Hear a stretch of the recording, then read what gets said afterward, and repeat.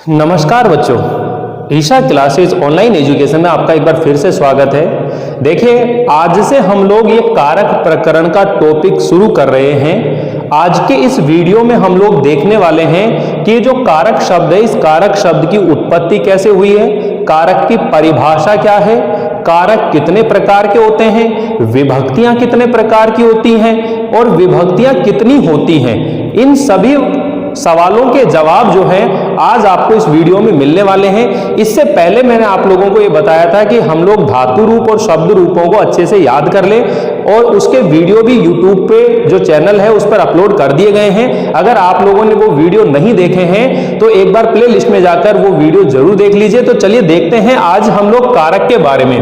तो सबसे पहले देखिए, जो कारक है इसके बारे में हम शब्द की बात कर रहे हैं। ये जो कारक शब्द है इसकी उत्पत्ति कैसे हुई है। तो ये जो कारक शब्द है इसमें क्री और प्लस नुवल प्रत्यय यानी कि क्री धातु है और इसमें नुवल प्रत्यय है। क्री प्लस नुवल प्रत्यय के योग से ये जो कारक शब्द है ये बना है। अब देखिए, ये जो नुवल प्रत्यय है इसका वु शेष बचता है। क्या शेष बचता है? नुवल प्रत्यय जो होता है उसका वु शेष बचता है। और युआर नाको, कौन सा सूत्र? ध्यान से सुन लेना। युवा, देखो मैं यहां पर लिख देता हूं, युवर नाकऊ। ये जो सूत्र है इस सूत्र से क्या होता है कि ये जो वु है इस वु को अक आदेश हो जाता है।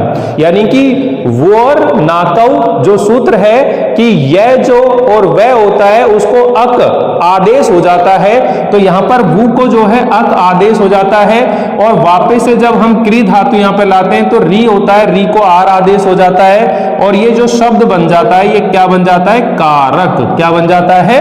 कारक बन जाता है। तो यहां सबसे पहले एग्जाम के अंदर, मैं कंपटीशन एग्जाम की बात कर रहा हूं, देखिए मैं ये जो कारक प्रकरण है इसका लेवल जो है अपने 8th 9th 10th क्लास से लेकर के 11th 12th first year second year final year या कंपटीशन एग्जाम या फिर आपके जो भी रीट के एग्जाम की तैयारी कर रहे हो, हर किसी के अंदर आप लोगों को ये चीजें काम आने वाली है। तो इन फ्यूचर को ध्यान में रखते हुए आप लोग पूरी डिटेल में कारक को पढ़ें। अगर आपने संस्कृत में कारक पढ़ लिए तो फिर आप लोगों को हिंदी के कारक भी बहुत आसानी से समझ में आ जाएंगे। तो मैं बात कर रहा था कि यहां पर ये क्वेश्चन जो है इस तरह से पूछा जाता है कि कारक शब्द की उत्पत्ति कैसे हुई है। तो कारक शब्द जो है क्री प्लस नुवल प्रत्यय के योग से, क्री प्लस नुवल प्रत्यय के योग से ये जो कारक शब्द बना है। फिर हम लोग इसकी बात करते हैं परिभाषा की। किसकी बात करते हैं बच्चों? परिभाषा की बात करते हैं। तो इसकी जो परिभाषा है, दो तरह से परिभाषाओं को समझने की कोशिश करना। यानी कि सामान्य तौर पर अगर हम हिंदी के अंदर अब बात करें तो क्रिया को संपादित करने में जो सहायक शब्द होते हैं उन्हें हम क्या कहते हैं? कारक कहते हैं। क्या कहते हैं भाई? कारक जो है एक तरह से शब्द ही होते हैं। क्या होते हैं? क्रिया जनकत्वम कारकम। यानी कि इसकी जो संस्कृत में परिभाषा है वो क्या है? क्रिया जनकत्वम कारकत्वम, क्रिया जनकत्वम कारकत्वम। यहां पर ये इसकी क्या है? परिभाषा है, क्रिया जनकत्वम कारकत्वम। ये इसकी परिभाषा। इसका मतलब क्या होता है बच्चों? अर्थात वाक्य में जिसके द्वारा क्रिया की सिद्धि की जाती है। वाक्य में जिसके द्वारा क्रिया की सिद्धि की जाती है उसे हम क्या कहते हैं? कारक कहते हैं। उसे हम क्या कहते हैं? कारक कहते हैं। वापिस से समझ लेना, ध्यान से समझ लेना, ठीक है। बहुत आसान तरीके से मैं आप लोगों को कारक सिखा रहा हूं। बहुत ही सरल तरीके से हम लोग कारक सीखेंगे कि क्रिया जनकत्वम कारकम, अर्थात वाक्य में जिसके द्वारा क्रिया की सिद्धि की जाती है, अर्थात वाक्य के अंदर क्या होगी? क्रिया होगी। उस क्रिया की सिद्धि करने में जो भी व्यक्ति सहायक है वो सारे के सारे क्या कहलाएंगे? कारक कहलाएंगे। क्या कहलाएंगे? वो कारक कहलाएंगे। ठीक है ना। और इसी की दूसरी जो परिभाषा है क्रियाम करोति इति कारकम, ये इसकी पहली परिभाषा है। दूसरी, ठीक है, क्रियाम करोति इति कारकम। क्रिया करोति इति कारकम यानी कि वाक्य में क्रिया को संपादित करने में जो सहायक होता है, वाक्य में क्रिया को संपादित करने में जो सहायक होता है उसे हम क्या कहते हैं? कारक। क्रियाम करोति इति कारकम, क्रिया को संपादित करने में जो सहायक होता है, क्रिया को संपादित करने में, क्रिया को संपादित या संपन्न करने में जो सहायक होता है उसे कारक कहते हैं। तो बच्चों देखिए यहां पर मैं आप लोगों को एक परिभाषा क्लियर कर रहा हूं, दो परिभाषाएं बताई हैं, आपको संस्कृत में ये ध्यान रखनी है। 9th 10th क्लास के जो स्टूडेंट हैं वहां पर ये परिभाषाएं नहीं पूछी जाती हैं, लेकिन जब हम आगे 11th 12th की पढ़ाई करते हैं या फिर कंपटीशन एग्जाम देते हैं या सीटेट का एग्जाम देते हैं, रीट का एग्जाम देते हैं, एचटेट, यूपी टेट, यानी कि जितने भी आगे के जो पेपर होंगे आप लोगों के, उनके अंदर ये परिभाषाएं जो हैं ऑब्जेक्टिव टाइप के जो प्रश्न होते हैं वहां पर ये चीजें पूछी जाती हैं। क्रिया जनकत्वम कारकम। अब क्वेश्चन ये पूछा जाएगा कि कारक की परिभाषा है, यानी कि कारक की परिभाषा अस्ति, तो कारक की परिभाषा है का मतलब आप यहां पर लिखेंगे, वो देगा क्रिया जनकत्वम, फिर डॉट डॉट करके छोड़ देगा, रिक्त स्थान दे देगा, क्रिया जनकत्वम समासे, क्रिया जनकत्वम कारकम, क्रिया जनकत्वम कारकत्वम, ऐसे 4 ऑप्शन बना देगा। तो आप लोगों को क्या करना है? क्रिया जनकत्वम कारकत्वम और इसी के अंदर क्रियाम करोति इति कारकम, ये परिभाषा आप लोगों को याद रखनी है। तो इस तरह ये 2 परिभाषाएं जो है मैंने आपको यहां पर अभी समझाई है। साथ ही हम लोगों ने सीखा है कि जो कारक शब्द है उस कारक शब्द की उत्पत्ति क्री प्लस ण्वल प्रत्यय के योग से हुए, ण्वल में वु शेष बचता है, वु को अक आदेश कौन से सूत्र से होता है? वु को अक आदेश जो होता है वो यु और नाकऊ सूत्र जो होता है उससे वु को अक आदेश हो जाता है। और इस तरह से हमने इसकी परिभाषाओं के बारे में जानकारी प्राप्त करी है। फिर हम लोग बात करते हैं कि भाई कारक कितने होते हैं। कई बार हमारे सामने ये समस्या आती है कि कारकों की संख्या को लेकर के कि कारक कितने प्रकार के होते हैं। कहीं पर कहते हैं कि कारक 6 होते हैं, कहीं कहते हैं कारक 8 होते हैं। तो हम लोग यहां पर बात कर रहे हैं कारक की संख्या के बारे में। देखिए संस्कृत के अंदर कारका कति भवंती, कारक कितने होते हैं? कारका कति भवंती, ठीक है, तो कितने होते हैं? कारक षट है भवती, कारक 6 होते हैं। कारक कितने होते हैं बच्चों? 6 कारक होते हैं। कारका षट है भवती, यानी कि कारक 6 होते हैं। कितने होते हैं? कारक कितने होते हैं, ये क्वेश्चन आता है। कारक कितने होते हैं? कारकः कति भवन्ति, संस्कृत में जब आपसे पूछा जाएगा तो क्या कहेंगे? कारका कति भवन्ति, यानी कि कारक कितने होते हैं। तो आपने बताना है षट। कितने बताने? षट होते हैं, यानी कि कारक की जो संख्या है वो कितनी होती है? 6 होती है संस्कृत के अंदर। अब देखिए यहां पर आपको ये बहुत सामान्य सी बात नजर आती है कि यार ये तो कई बार एग्जाम में आता है, समझ में आ जाता है, लेकिन वहां पर संख्या को लेकर कंफ्यूज रहता है, क्योंकि टोटल जो कारक होते हैं 8 होते हैं। हिंदी के अंदर अगर ये प्रश्न पूछा जाए आपसे तो वहां पर हम लोग कारकों की संख्या कितनी बताते हैं? 8 बताते हैं। लेकिन संस्कृत के अंदर जो कारकों की संख्या के बारे में अगर प्रश्न बनता है तो वहां पर कारक की संख्या कितनी मानी जाएगी? 6 मानी जाएगी, षट मानी जाएगी। अब देखिए इसको एक सूत्र के माध्यम से मैं आपको समझाता हूं। देखो कर्ता कर्म चय करणम संप्रदानम तथैव चय अपादान, ठीक है, और अधिकरणम इति आहु कारकानी षट। ये जो है, अब देखो ये क्या कह रहा है? कर्ता कर्म करण संप्रदान अपादान अधिकरण, यानी कि ये 6 कारक ही माने जाते हैं। मैं यहां पर वापस से संख्या लिख देता हूं। नंबर 1 कौन सा होता है? कर्ता। नंबर 2 कौन सा होता है? कर्म। नंबर 3 कौन सा होता है? करण, ठीक है, और नंबर 4 कौन सा होता है? संप्रदान, और नंबर 5वां कौन सा होता है? अधिकरण। कौन सा होता है? अधिकरण होता है। और नंबर 6 जो होता है, यहां पर अपादान आएगा। नंबर 5वां जो होता है वो अपादान होता है, और नंबर 6 जो होगा वो होगा अधिकरण। कौन सा होगा? अधिकरण। अब बाकी के जो 2 बच गए, कौन कौन से बच गए? एक तो बच गया आपका संबंध, एक कौन सा बच गया? संबंध बच रहा है, और एक बच रहा है संबोधन। एक क्या बच रहा है? संबोधन। इन 2 को कारक नहीं माना जाता। अब इस चीज को आप समझने की कोशिश करें कि कारकों की संख्या कितनी मानी गई है? 6 मानी गई है।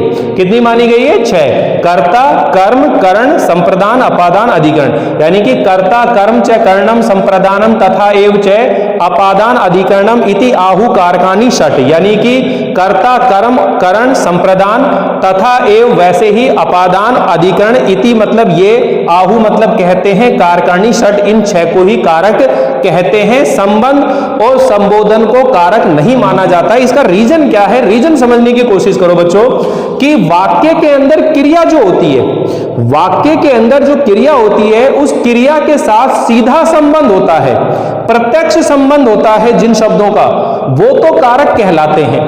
और वाक्य में जिन शब्दों का क्रिया के साथ में सीधा या प्रत्यक्ष संबंध नहीं होता है उन्हें हम कारक की श्रेणी में नहीं रखते हैं। और वो संबंध और संबोधन है, इसे हम एक उदाहरण के माध्यम से भी समझेंगे। लेकिन पहले आप लोग ये बात क्लियर करिए कि आपको ये क्वेश्चन समझ में आ गया कि कारक कितने होते हैं, कारक की संख्या कितनी होती है। तो संस्कृत में आपको जब भी इस तरह का प्रश्न आ जाए कारका कति भवन्ति, तो कारक की संख्या 6 होती है, षट होती है। ठीक है, कर्ता, कर्म, करण, संप्रदान, अपादान, अधिकरण। ठीक है, ये 6 कारक होते हैं। इसके अलावा संबंध और संबोधन कारक नहीं माने जाते। और संबंध और संबोधन को कारक ना मानने का कारण क्या है कि वाक्य में जिन शब्दों का क्रिया के साथ सीधा संबंध होता है, वाक्य में क्रिया का जिन शब्दों के साथ सीधा संबंध होता है वो कारक कहलाते हैं। और वाक्य में क्रिया का जिन शब्दों के साथ सीधा संबंध नहीं होता है वो कारक नहीं कहलाते हैं। तो इस तरह से हम ये देख सकते हैं कि जो कारक हैं उन कारक की संख्या कितनी होती है? 6 ही होती है। तो यहां तक समझ में आ गया।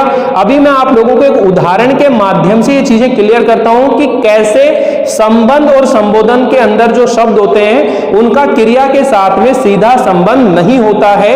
एक ही उदाहरण के अंदर मैं आप लोगों को सारे कारक समझा दूंगा। आपको ये तो मालूम ही है कि इनमें विभक्तियां कौन कौन सी लगती हैं, कर्ता, कर्म, करण, संप्रदान, अपादान, इनके बारे में भी हम बहुत बात करेंगे कि विभक्तियां कौन सी लगती हैं इस उदाहरण के माध्यम से। तो चलिए देखते हैं, उस उदाहरण को समझते हैं। देखिए बच्चों, एक उदाहरण है, बहुत अच्छा उदाहरण है, जिसके माध्यम से आप ये सारे वाक्यों को, यानी कि देखो हिंदी में लिख देता हूं पहले मैं, हे मनुष्यों जयदेव, हे मनुष्यों नरदेव का पुत्र जयदेव अपने हाथों से खजाने, अपने हाथों से खजाने से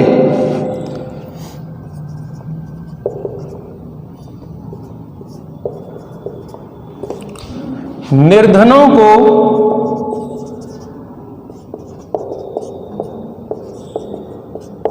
गांव में धन देता है। अब यहां पर देखिए, हम लोग इस एक उदाहरण के माध्यम से सारे कारकों को समझने की कोशिश करेंगे। देखो, हे मनुष्यों, यह संबोधन हो रहा है। अब देखो, कारक को पहचानने का मैं आपको पहचान करने का तरीका बताऊंगा कि जो क्रिया होती है उसके क्रिया के साथ में कौन कौन से प्रश्न करने हैं। कर्ता के साथ आपने लगाना है कौन, ठीक है। कर्म के साथ क्या करना है, क्या। करण के साथ क्या करना है, किससे या किसके द्वारा। और संप्रदान जो होता है किसके लिए, अपादान मतलब किससे अलग हुआ है, ये क्वेश्चन है। तो मैं डायरेक्ट आपको फिलहाल इस उदाहरण को समझा रहा हूं, आप समझने की कोशिश करें। तो यहां पर देखिए, जो शब्दों की बात कर रहे हैं, कौन दे रहा है, ये जो दान दे रहा है, निर्धनों को धन दे रहा है, कौन दे रहा है, जयदेव दे रहा है। कौन दे रहा है, जयदेव दे रहा है। ठीक है, क्या दे रहा है, धन दे रहा है। ये कर्ता कारक हो गया, ये कर्म कारक हो गया, ठीक है ना। कौन दे रहा है, जयदेव दे रहा है। क्या दे रहा है, धन दे रहा है। किससे दे रहा है, किसके द्वारा दे रहा है, हाथों से दे रहा है, तो ये करण कारक हो गया। ठीक है, कहां से अलग हो रहा है, वो खजाने से अलग हो रहा है, तो ये अपादान कारक हो गया। कौन सा हो गया, अपादान कारक हो गया। किन के लिए दे रहा है, निर्धनों के लिए, तो ये संप्रदान कारक हो गया। कौन सा हो गया, संप्रदान। कहां पर दे रहा है, गांव में, तो ये अधिकरण कारक हो गया। कौन सा कारक हो गया, अधिकरण आ गया। तो अब देखो, कर्ता भी आ गया, कर्म भी आ गया, करण भी आ गया, संप्रदान आ गया और अपादान आ गया, सारे 6 कारक आ गए। अब यहां पर देखो, नर देवस, नरदेव और हे मनुष्यों का जो संबंध है वो क्रिया के साथ नहीं आ रहा। ठीक है, नरदेव और हे मनुष्य जो शब्द है, इसका सीधा संबंध किसके साथ नहीं आ रहा है, क्रिया के साथ नहीं आ रहा है। तो अब ध्यान से ये समझने की कोशिश करो बच्चों कि का, के, की, रा, रे, री ये संबंध कारक होता है, और संबोधन जो होता है उसके अंदर प्रथमा विभक्ति लगती है। तो इसकी जब संस्कृत बनाएंगे तो क्या बनाएंगे, हे मनुष्यः नर देवस्य, नर देवस्य है, पुत्र है कौन, जयदेव। कर्ता कारक में प्रथमा विभक्ति लगती है, करण कारक में तृतीय विभक्ति लगती है। स्वहस्तेन, स्वहस्तेन कोशात, खजाने से, कोशात निर्धनों के लिए, तो निर्धनव्ये, निर्धनव्ये ग्रामे धनम ददाति। अब यहां पर देखो, सारे के सारे बात करें, मैं एक छोटे उदाहरण से इन दोनों को और क्लासिफाइड कर देता हूं। जैसे अपन यहां पर बात कर रहे हैं कि क्रिया ये है देना। अब इस देना क्रिया के साथ क्वेश्चन करते रहे, अभी कौन दे रहा है, जयदेव दे रहा है। क्या दे रहा है, धन दे रहा है। किसके द्वारा दे रहा है, हाथों से दे रहा है। कहां से अलग हो रहा है, खजाने से अलग हो रहा है। किसको दे रहा है, किसके लिए दे रहा है, निर्धनों के लिए दे रहा है। कहां पर दे रहा है, गांव में दे रहा है। लेकिन संबंध और संबोधन के बारे में सीधा प्रश्न नहीं आता है। सीधा प्रश्न क्या नहीं होता है, सीधा प्रश्न नहीं होता है। तो आप इसके अंदर एक नोट लिख लेंगे कि क्या नोट लिख लेंगे बच्चों, ध्यान समझे, कि जिन शब्दों का क्रिया के साथ सीधा संबंध होता है उन्हें हम कारक कहते हैं, और जिन शब्दों का क्रिया के साथ सीधा या प्रत्यक्ष संबंध नहीं होता है उन्हें हम कारक नहीं कहते हैं। अतः संस्कृत भाषा में, अतः संस्कृत भाषायाम कारकानि षट् भवन्ति। कारक जो होते हैं वो 6 होते हैं, यानी कि वाक्य में, यहां लिख देता हूं, वाक्य में जिन शब्दों का सीधा, जिन शब्दों का सीधा या प्रत्यक्ष, प्रत्यक्ष संबंध होता है उन्हें कारक कहते हैं। ठीक है, दूसरा पॉइंट लिख लेंगे, वाक्य में जिन शब्दों का, जिन शब्दों का सीधा या प्रत्यक्ष संबंध नहीं होता है, नहीं होता है, उन्हें कारक की श्रेणी में नहीं रखते हैं। ठीक है, तो यहां पर देखिए 2 चीजें ध्यान रखेंगे कि कारक कितने होते हैं, 6 होते हैं। यहां तक क्लियर होगी आप लोगों को। फिर इसके बाद में हम लोग बात कर रहे हैं कारक कौन कौन से हैं, विभक्तियां कौन सी प्रयोग में आती है, पहचान कौन सी होती है, विभक्तियां कितनी होती हैं और विभक्तियों के कितने प्रकार होते हैं, इन प्रश्नों के बारे में बात करेंगे। देखिए एक बार फिर से रिवीजन कर लेते हैं। अब तक हम लोगों ने पढ़ा है कि जो कारक है, कारक की उत्पत्ति क्री प्लस ण्वल प्रत्यय के योग से हुई है। फिर हम लोगों ने बात करी इसकी परिभाषा की। परिभाषा के अंदर मैंने 2 तरह की परिभाषा बताई है, क्रिया जनकत्वम कारकत्वम। क्रिया की सिद्धि करने वाले जो शब्द होते हैं वो क्या कहलाते हैं, कारक कहलाते हैं। क्रियाम करोति इति कारकम, क्रियाम करोति इति कारकम, ये दूसरा सूत्र बताया था मैंने आपको परिभाषा के तौर पर, यानी कि वाक्य में क्रिया की सिद्धि को, क्रिया को संपन्न करने में या संपादित करने में जो सहायक शब्द होते हैं उन्हें हम क्या कहते हैं, कारक कहते हैं। और उसके बाद में हमने बात करी है कि कारक की संख्या, कारक कितने होते हैं, कारक की संख्या 6 होती है। ठीक है, संबंध और संबोधन को कारक नहीं मानते हैं। कर्ता, कर्म, करण, संप्रदान, अपादान और अधिकरण, ये 6 ही क्या होते हैं? कारक होते हैं। संबंध और संबोधन को कारक क्यों नहीं कहते हैं? क्योंकि वाक्य में जिन शब्दों का क्रिया के साथ सीधा या प्रत्यक्ष संबंध नहीं होता है उन्हें हम कारक की श्रेणी में नहीं रखते हैं। जिन शब्दों का क्रिया के साथ सीधा या प्रत्यक्ष संबंध होता है उन्हें हम कारक कहते हैं। तो यहां तक आप लोगों को समझ में आ गया होगा। अब हम बात करते हैं कारक, कारक विभक्ति, ठीक है, और उनकी पहचान। इनके बारे में हम लोग डिटेल से अभी और पढ़ते हैं। तो आप लोगों को यह तो मालूम चल ही गया होगा कि जो कारक होते हैं वो कितने होते हैं? 7 होते हैं। अगर आपसे पूछा जाए कि जो कारक होते हैं कितने होते हैं? 6, सॉरी, कारक कितने होते हैं? 6 होते हैं। ठीक है, लेकिन अगर आपसे यह पूछा जाए कि विभक्तियां कितनी होती हैं, विभक्तियां कितनी होती हैं, तो आपको बताना है संस्कृत में विभक्तियां जो होती हैं, कारक विभक्तियां जो होती हैं 7 होती हैं। कारक विभक्तियां 7 होती हैं। कारक कितने होते हैं? 6 होते हैं। विभक्ति कितनी होती है? 7 होती है। कितने प्रकार की होती हैं? 2 प्रकार की होती हैं, कारक विभक्ति और उपपद विभक्ति। दोनों के बारे में डिटेल से बात करेंगे। पहले ध्यान से देखिएगा, मैं आप लोगों को यहां पर थोड़े से एक ही पेज में समझाने की कोशिश करता हूं, फिर हम लोग इनको डिटेल से पढ़ेंगे। सबसे पहले यहां पर आपने लिखना है कारक, ठीक है, उसके बाद में आपने यहां लिखना है कारक चिन्ह। क्या लिखना है? कारक चिन्ह। और यहां लिखनी है आपको पहचान इनकी पहचान क्या है। और फिर हम लोग यहां पर बात करेंगे विभक्तियों की। किसकी बात करेंगे? विभक्तियों की। ठीक है, इतने सी आपको टेबल बनानी है, बाकी फिर एक एक करके हम लोग इनकी डिटेल पढ़ेंगे अच्छे से, बहुत विस्तार से हम लोग ये कारक प्रकरण जो है पढ़ने वाले हैं। और मैं आपको विश्वास दिलाता हूं कि आप लोगों ने अगर मेरी ये क्लासें लगातार ज्वाइन करी और आप लोगों ने पढ़ते रहे तो मैं ये कह सकता हूं कि आप लोगों को संस्कृत व्याकरण के किसी भी टॉपिक में किसी तरह की कोई दिक्कत नहीं आने वाली। एक एक टॉपिक जो है आपको बहुत अच्छे से क्लियर होने वाला है। तो सबसे पहले देखिए, हम लोग यहां पर बात करते हैं कर्ता ने, फिर बात करते हैं कर्म को, फिर बात करते हैं करण से, और इसका दूसरा होता है के द्वारा। फिर आता है संप्रदान। क्या होता है? संप्रदान के लिए। फिर आता है अपादान। क्या होता है? अपादान से। ये होता है पृथक होना। क्या होता है? पृथक होना। फिर आता है संबंध। अब इस संबंध के अंदर क्या आता है? का, के, की, ठीक है, रा, रे, री, और इसके अलावा भी क्या होता है इसके अंदर? ना, ने और नी। फिर आता है अधिकरण।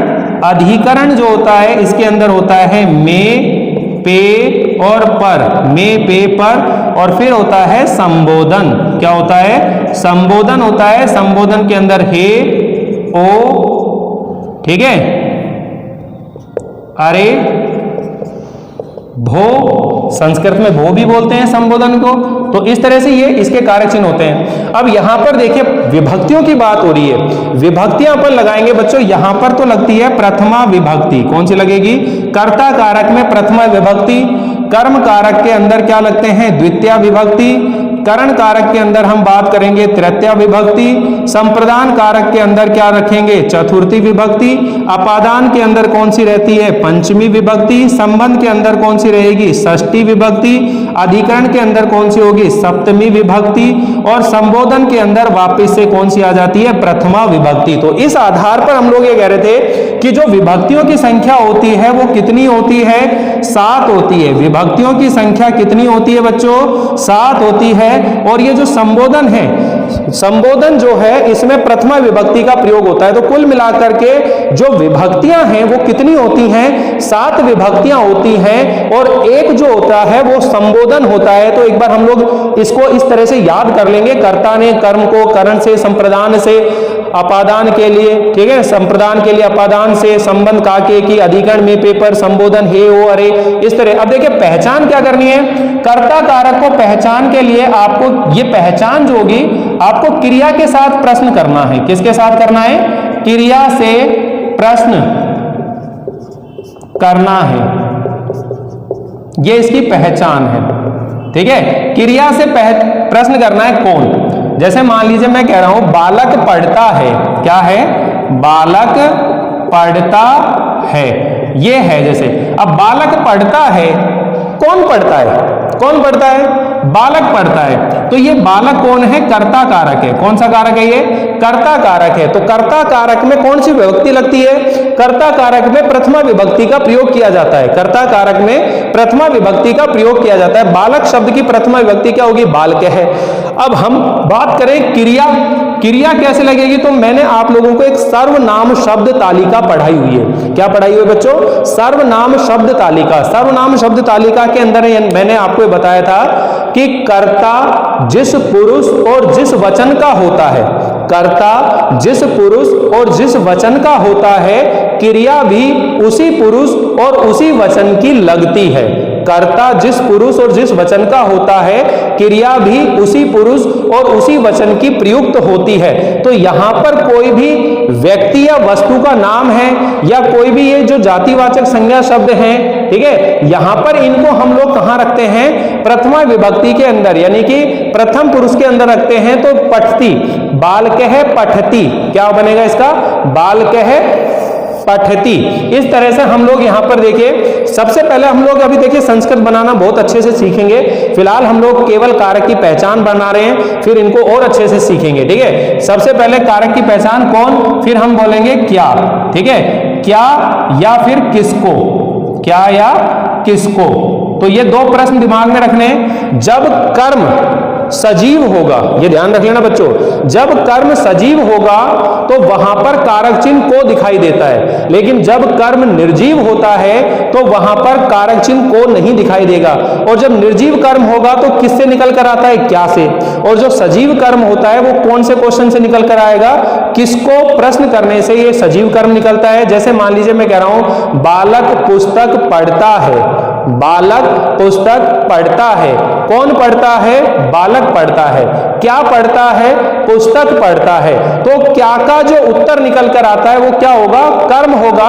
और कर्म कारक में कौन सी विभक्ति का प्रयोग किया जाता है, द्वितीय विभक्ति का प्रयोग किया जाता है। इसी तरह करण कारक के अंदर बात करें अपन तो किस से, क्या बात कर रहे हैं अपन, किस से या किसके द्वारा, किस से या किसके द्वारा आपको ये प्रश्न करना है। जैसे कह रहे हैं बालक गिलास से दूध पीता है, बालक गिलास से दूध पीता है, कौन पीता है, बालक पीता है, ठीक है।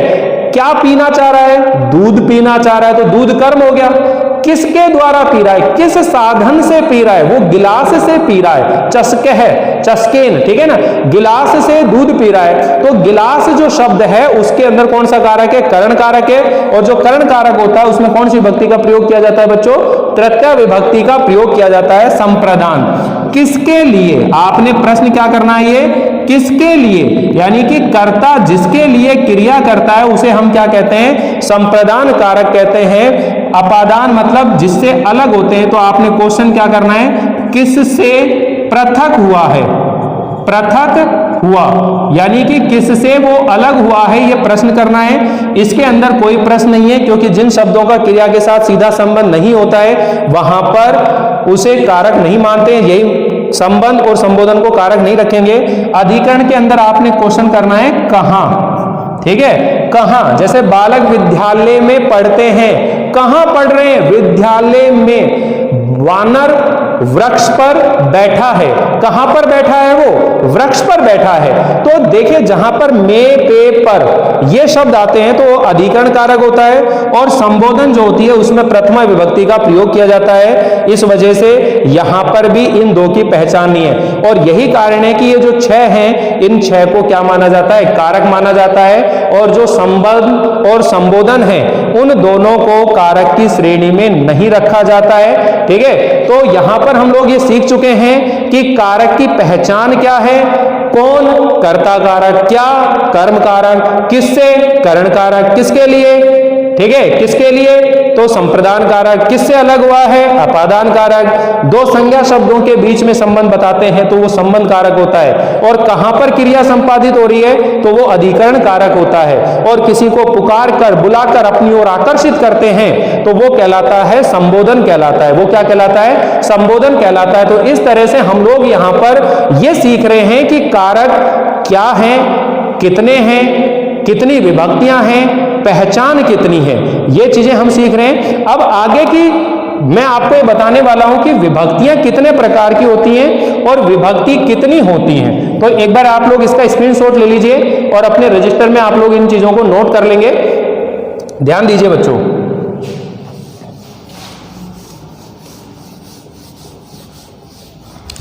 अब हम बात कर रहे हैं कि भाई विभक्ति कितनी होती है। तो मैंने आपको बता दिया विभक्ति 7 होती है। विभक्ति कितनी होती है? 7। विभक्ति कति भवन्ति? विभक्ति 7 होती है। ठीक है, कितने प्रकार की होती हैं? 2 प्रकार की होती हैं। विभक्ति कितने प्रकार की होती हैं? 2 प्रकार की होती हैं विभक्तियां। भाई कौन कौन सी होती हैं? एक कारक विभक्ति होती है और एक कौन सी होती है? उपपद विभक्ति होती है। कौन सी होती है? तो अब यहां पर देखिए विभक्ति, यानी कि मैं लिख रहा हूं विभक्ति कितनी होती है, कितनी होती है। ठीक है, तो विभक्ति कितनी होती है? 7 होती है। विभक्ति कितनी होती है? 7 होती है। फिर अगर हम बात करें विभक्ति के प्रकार, किसकी बात कर रहे हैं? विभक्ति के प्रकार। तो विभक्ति के कितने प्रकार होते हैं? तो विभक्ति के 2 प्रकार होते हैं। ध्यान से समझना बच्चों। एक होती है कारक विभक्ति। क्या होती है? कारक विभक्ति। और दूसरे नंबर पर जो होती है वो होती है उपपद विभक्ति। दूसरे नंबर पर कौन सी होती है? उपपद विभक्ति। यानी कि जो विभक्तियां हैं वो 2 प्रकार की हैं। एक है कारक विभक्ति और दूसरे नंबर पर है उपपद विभक्ति। अब कारक विभक्ति किसे कहते हैं और उपपद विभक्ति किसे कहते हैं, ये दोनों अंतर हमें समझ में आना चाहिए। देखिए बहुत बेसिक तरीके से 0 लेवल से मैं आप लोगों को पढ़ाने की कोशिश कर रहा हूं बच्चों। अगर आप लोग मेरे साथ जुड़ेंगे तो मैं पूरा विश्वास दिला रहा हूं आप लोगों को कि आप लोगों को कारक हो या संस्कृत व्याकरण का कोई भी टॉपिक हो, आप लोग बहुत आसान तरीके से सीख जाएंगे। तो यहां पर हम लोग बात कर रहे हैं भाई कारक विभक्ति और उपपद विभक्ति। अब कारक विभक्ति किसको कहते हैं? कि ऐसी विभक्ति जो कारक चिन्हों के अनुसार लगती है। यानी कि सामान्य तौर पर वे विभक्तियां जो कारक चिन्हों के अनुसार लगती है, कारक के अनुसार लगती है। ठीक है ना, वे विभक्ति, देखिए यहां पर देखिए, वे विभक्ति जो कारक चिन्हों के अनुसार लगती हैं उन्हें कारक विभक्ति कहते हैं। उन्हें क्या कहते हैं? कारक विभक्ति कहते हैं। यानी कि ऐसी विभक्ति जो कारक चिन्हों के अनुसार लगती है उसे हम कहते हैं कारक विभक्ति। और वे विभक्ति जो किसी विशेष शब्द या धातु के कारण लगती हैं उन्हें उपपद विभक्ति कहते हैं। उन्हें उपपद विभक्ति कहते हैं। अब ध्यान से समझो बच्चों, दोनों के बारे में परिभाषा बता रहा हूं, दोनों की परिभाषा क्लियर करिए, फिर उदाहरणों के बारे में देखेंगे इनके बारे में। कि कारक विभक्ति किसको कहते हैं? कि वे विभक्ति जो कारक चिन्हों के अनुसार प्रयुक्त होती हैं। वे विभक्ति जो कारक चिन्हों के अनुसार प्रयुक्त होती हैं उन्हें हम कहते हैं कारक विभक्ति। और वे विभक्ति जो किसी विशेष शब्द या धातु के कारण लगती हैं उन्हें हम कहते हैं उपपद विभक्ति। अब देखिए जब हम कारक प्रकरण पढ़ रहे हैं तो इसके अंदर जो 7 विभक्तियां हैं, 7 कारक हैं, कारक 6 होते हैं लेकिन विभक्तियां कितनी होती हैं? 7 होती हैं। जो कारक चिन्हों के अनुसार विभक्तियां लग रही हैं वो कारक विभक्ति होती है। जैसे मैं कह रहा हूं राम पुस्तक पढ़ता है। राम पुस्तक पढ़ता है। कौन पढ़ रहा है? राम। ये कर्ता कारक है। क्या पढ़ रहा है? पुस्तक। ये कर्म कारक है और ये क्या है? क्रिया है। और क्रिया हमेशा किसके अनुसार लगती है? कर्ता के अनुसार प्रयुक्त होती है। कर्ता के अनुसार। कर्ता जिस पुरुष और जिस वचन का होता है, क्रिया भी उसी पुरुष और उसी वचन की लगती है। तो जब इसकी संस्कृत बनाएंगे तो इसमें प्रथमा विभक्ति लगी राम है पुस्तकम, राम है पुस्तकम और पठति। राम है पुस्तकम पठति। तो यहां पर जो ये विभक्तियां लग रही हैं बच्चों, वो किसके अनुसार लग रही हैं? कारक चिन्हों के अनुसार लग रही हैं, ठीक है ना। और आपको ये मालूम है कि कर्ता में ने कारक का चिन्ह का प्रयोग जो होगा वो कब होता है? जब वाक्य भूतकाल का होता है, यानी कि लंग लकार में होता है। अब यहां पर देखिए, इसके अलावा जो विशेष नियम होते हैं, जैसे अभीते के अभीते, परिते, समिया, निक्सा, ऐसे जो शब्द आएंगे उनके योग में द्वितीय विभक्ति लगती है। नमः शब्द के योग में चतुर्थी विभक्ति लगती है। इस तरह से विभक्तियों का प्रयोग किया जाता है। तो वहां पर हम लोग बात करते हैं, जैसे अपन कहते हैं गुरु को नमस्कार। क्या कह रहे हैं? गुरु को नमस्कार, ठीक है। अब गुरु को नमस्कार, यहां पर अपन क्या कह रहे हैं? गुरुवे। यहां पर अपन क्या लिख रहे हैं? गुरुवे नमः। क्या कर रहे हैं? गुरुवे है नमः। तो यहां पर जो चतुर्थी विभक्ति आई है वो नमः शब्द के योग में आई है, ठीक है ना। अगर हम लोग बात करें ग्रामम अभीते, ग्रामम अभीते नदी अस्ति, ग्रामम अभीते नदी अस्ति, तो यहां पर जो द्वितीय विभक्ति लगी है वो किस शब्द के कारण लगी है? अभीते शब्द के योग के कारण लगी। यानी कि ऐसे विभक्तियां जो किसी विशेष शब्द या धातु के कारण से लगती है उन्हें हम कहते हैं उपपद विभक्ति।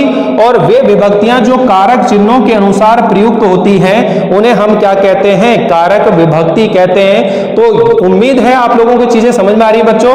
विभक्ति कितने प्रकार की होती है? यानी कितनी होती है? 7 होती हैं। विभक्ति के कितने प्रकार होते हैं? 2 प्रकार होते हैं, कारक विभक्ति और उपपद विभक्ति। यानी कि विभक्ति के 2 भेद हो गए, एक कारक विभक्ति होती है और दूसरे नंबर पर कौन सी होती है? उपपद विभक्ति होती है। तो यहां तक हम समझ में आ गया। एक नियम दिमाग में रखना कि कर्ता जिस पुरुष और जिस वचन का होता है, क्रिया भी उसी पुरुष और उसी वचन की होती है। कर्ता जिस पुरुष और जिस वचन का होता है, क्रिया भी उसी पुरुष और उसी वचन की होती है। इस चीज को हम लोग सर्वनाम शब्द तालिका, सर्वनाम शब्द तालिका जो है उसके माध्यम से सीख सकते हैं। एक बार मैं आप लोगों को सर्वनाम शब्द तालिका समझा देता हूं, उसके बाद में बच्चों हम लोग शुरू करेंगे कारकों को पढ़ना, जिसके अंदर सबसे पहले हम लोग पढ़ेंगे कर्ता कारक के बारे में पढ़ेंगे, फिर कर्म कारक के बारे में पढ़ेंगे, करण कारक, संप्रदान, अपादान, अधिकरण, संबंध, ठीक है ना। सारे कारकों के बारे में हम लोग क्रम से पढ़ेंगे। इनके जो विशेष नियम है जो कि उपपद विभक्तियों के नाम से जाने जाते हैं उनको भी पढ़ेंगे। तो देखिए कारक प्रकरण चल रहा है, लेकिन फिर भी मैं आप लोगों को सर्वनाम शब्द तालिका समझाना चाह रहा हूं, क्योंकि सर्वनाम शब्द तालिका जो है बच्चों, इसे सीख करके आप लोग कारक बहुत आसानी से सीख जाएंगे। तो बीच में एक टॉपिक लेकर आ रहा हूं मैं आप लोगों के लिए, सर्वनाम शब्द तालिका। जिन बच्चों ने ये पहले पढ़ रखी है बहुत अच्छी बात है, जिन्होंने नहीं पढ़ रखी उन लोगों को सीखने का अवसर मिलेगा। तो ध्यान दीजिए, सर्वनाम शब्द तालिका। तो सबसे पहले हम लोग लिखेंगे यहां पर पुरुष। क्या लिखेंगे? पुरुष लिखेंगे।